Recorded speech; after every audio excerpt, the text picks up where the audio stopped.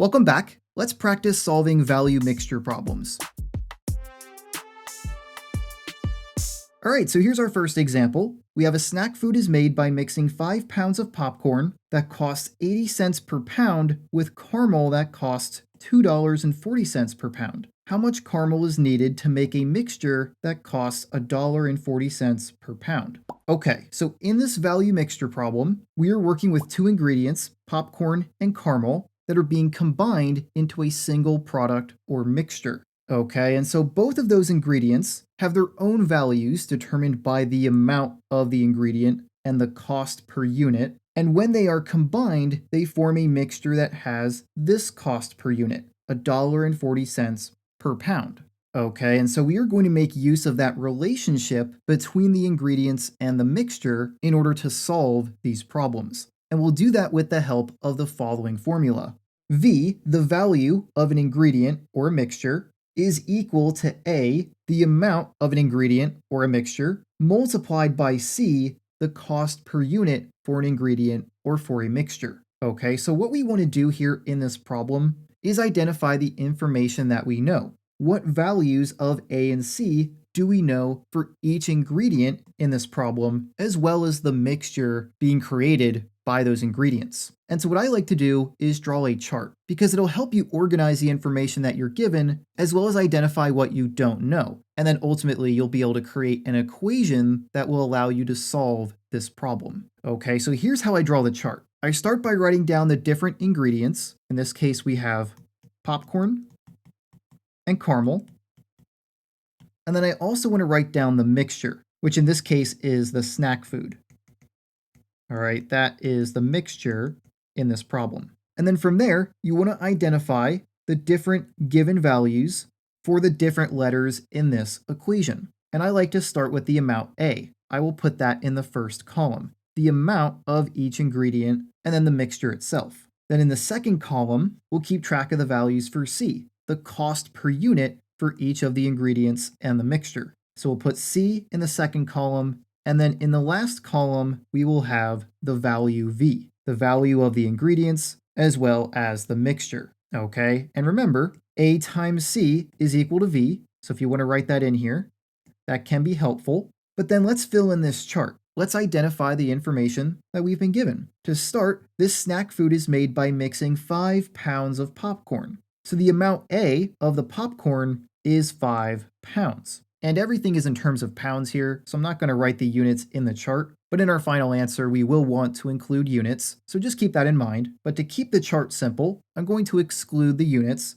So for popcorn, the amount is 5, and then we're also told that the popcorn costs 80 cents per pound. That is the cost per unit. The cost per unit is that 80 cents per pound. So I'll write in 0.80 for the value of C for popcorn. And then what else do we know? Well, we know the popcorn is being mixed with caramel that costs $2.40 per pound. That is the cost per unit for the caramel. So put that here under C for caramel. We have $2.40. But then notice that we're not told how much caramel is used. In fact, that's what we want to find in this problem. All right, we want to know how much caramel is needed to make this specific mixture. So because we don't know it, and that's what we want to find, I'm going to assign a variable to it. All right, I'm going to let the amount of caramel be equal to X. And then let's try to fill in the amount A and the cost per unit C for the snack food or the mixture here. We know that the mixture that's being made should cost $1.40 per pound. So we can put that in right here. That is the cost per unit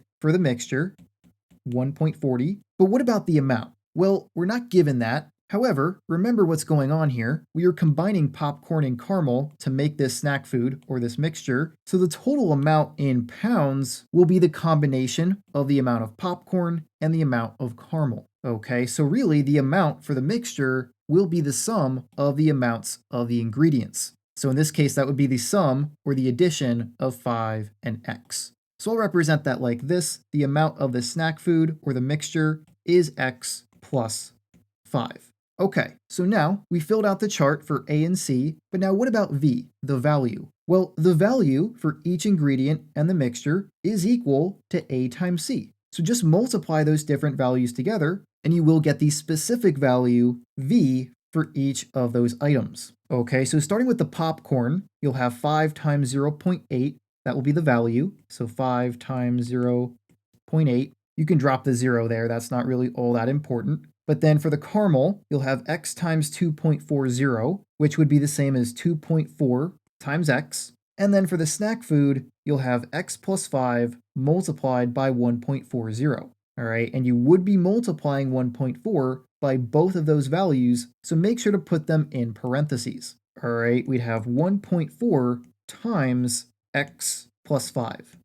And so now that we have filled out that last column of the chart, we can make use of these different values for v to make an equation that will allow us to solve this value mixture problem. Because what's always going to be true about these scenarios is that the sum of the values for the ingredients will be equal to the overall value of the mixture. All right, so this value for the snack food will be equal to these two values added together. That's why this chart is helpful. It allows you to organize all the information you know and then build the different pieces that you need to then create an equation that you will be able to solve and then, of course, find the answer to the problem. Okay, so we'll have the value of the popcorn, which is 5 times 0.8.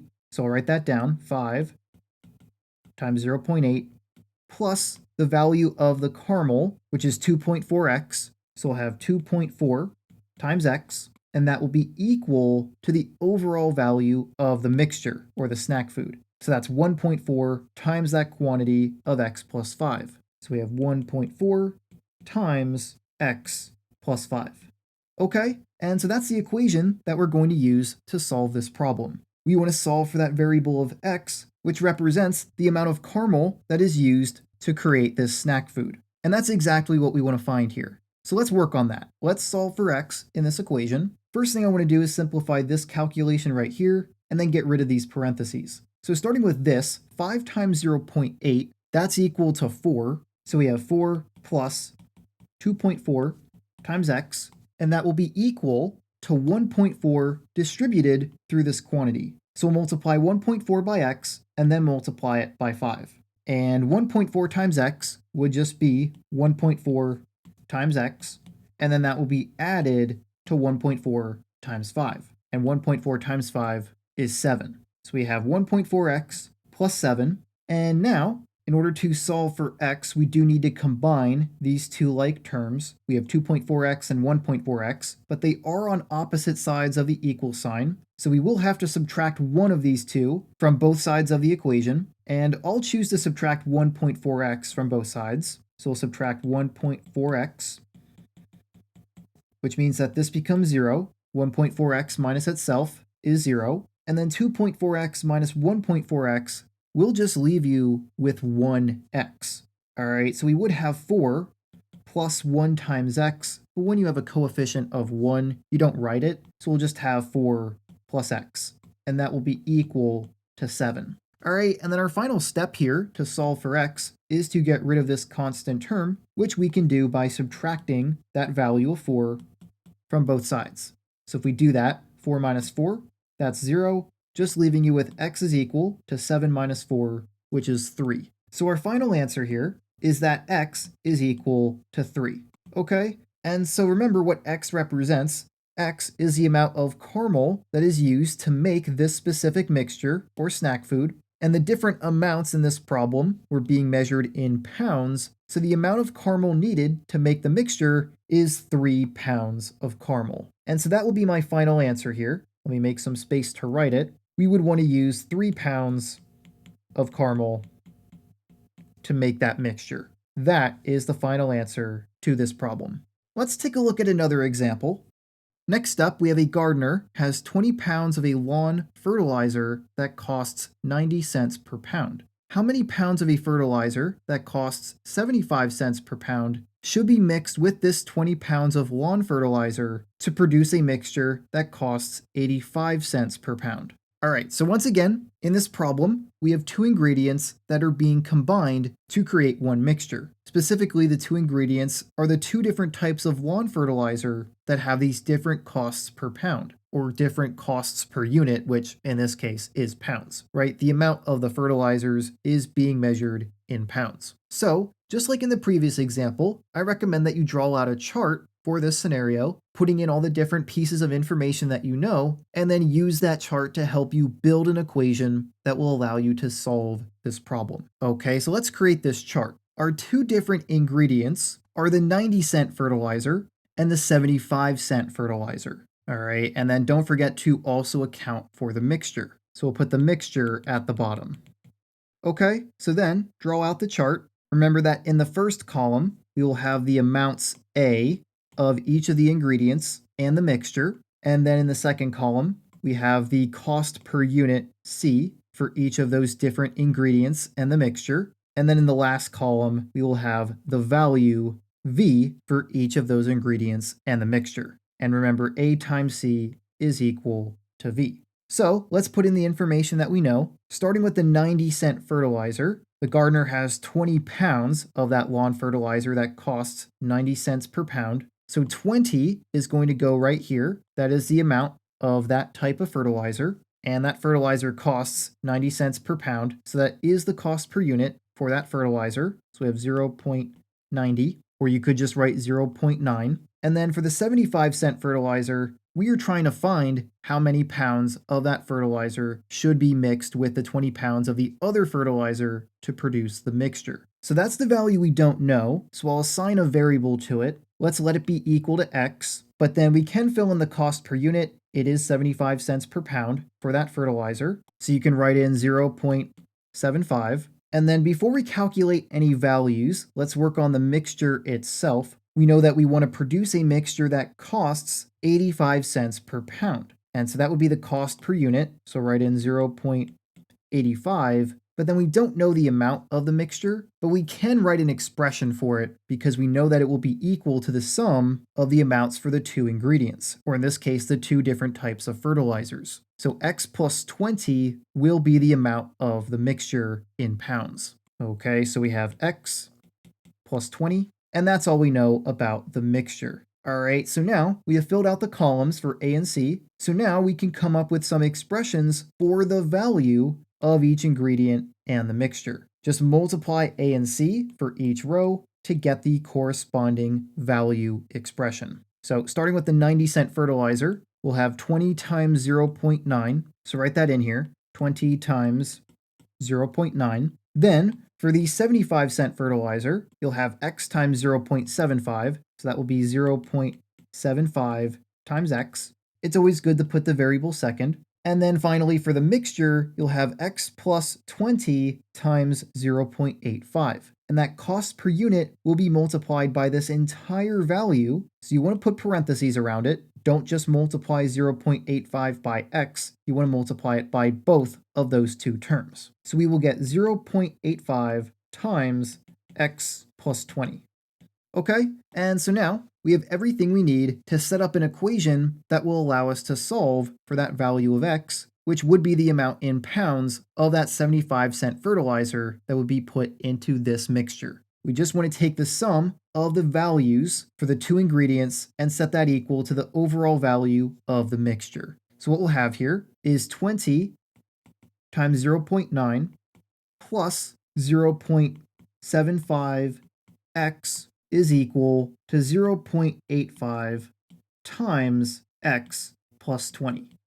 All right, the value of the 90-cent fertilizer plus the value of the 75-cent fertilizer is equal to the overall value of the mixture. So now let's solve for x here. Let's simplify this equation and get rid of these parentheses. 20 times 0.9 is 18. So we'll have 18 plus 0.75 times x, and then distribute 0.85 through this quantity. That will get rid of the parentheses. So we'll multiply 0.85 by x, and then add that to 0.85 times 20. So this will be equal to 0.85 times x, and then 0.85 times 20 is 17. So we'll have plus 17.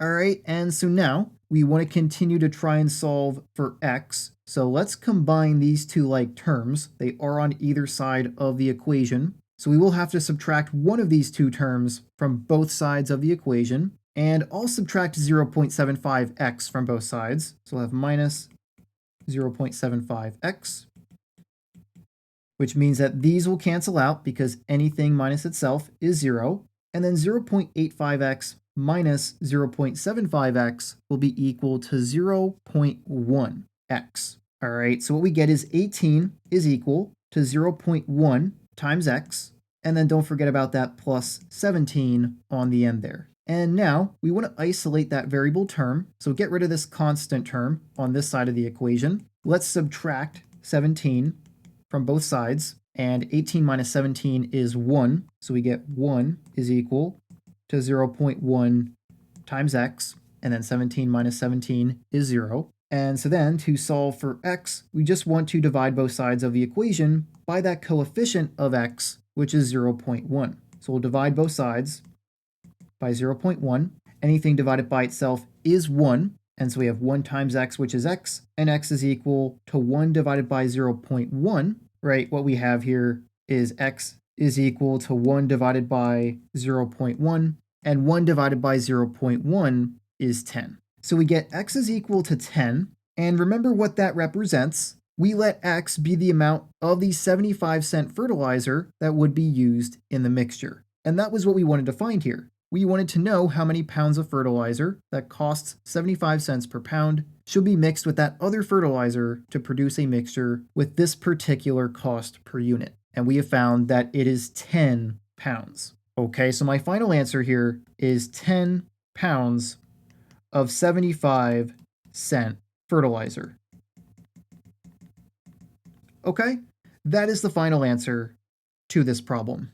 If you mix 10 pounds of the 75-cent fertilizer with 20 pounds of the 90-cent fertilizer, you will get a mixture with a cost per unit of 85 cents per pound. And also you could find the total amount of the mixture. It would be the 20 pounds of this fertilizer plus the 10 pounds of this fertilizer, which would be a total of 30 pounds. Okay, and so that's it for this example. Let's take a look at one more for this video. Hey, real quick, before we take a look at the next example, if you find my videos here at JK Math to be helpful, then I'd like to invite you to join my membership site JK Math Plus, where you get access to many perks, including bonus content and my exclusive community. The bonus content includes dark mode versions of my videos, extra example problems, and more, while the community is a private space online where you can post questions, have discussions, and study together with me and other members. To learn how to join and see a full list of everything you'd get access to as a member, you can head over to jkmathematics.com/plus. I'll have a link for that in the description of this video. Okay, so if you're interested in becoming a member, feel free to check that out, as it's a great way to support me in the tutorials I make, as well as a great way for you to learn math better. But for now, let's take a look at the next example.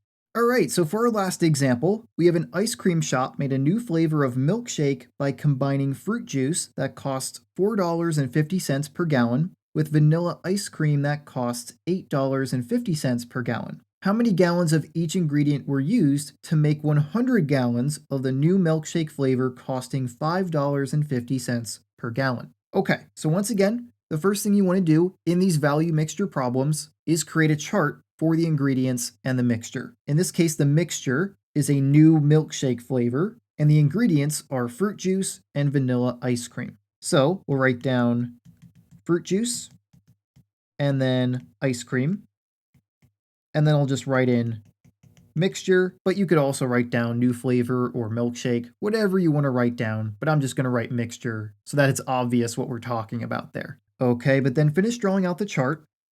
In the first column, we will have the amount A of each of those ingredients and the mixture. Then in the second column, we'll have the cost per unit represented by C. And then in the last column, we will have the value of each of those ingredients and the mixture. Okay, and so let's identify the different pieces of information that we have here. Starting with the fruit juice, we know that it costs $4.50 per gallon. That is the cost per unit. So you want to put 450 or 4.5 in for C for the fruit juice. So we have 4.5. And then we are told that the vanilla ice cream costs $8.50 per gallon. So that would be 8.5. All right, so we have 8.5. And then what else do we know? Well, we know that the ingredients were used to make 100 gallons of the new milkshake flavor. So that would be the amount of the mixture.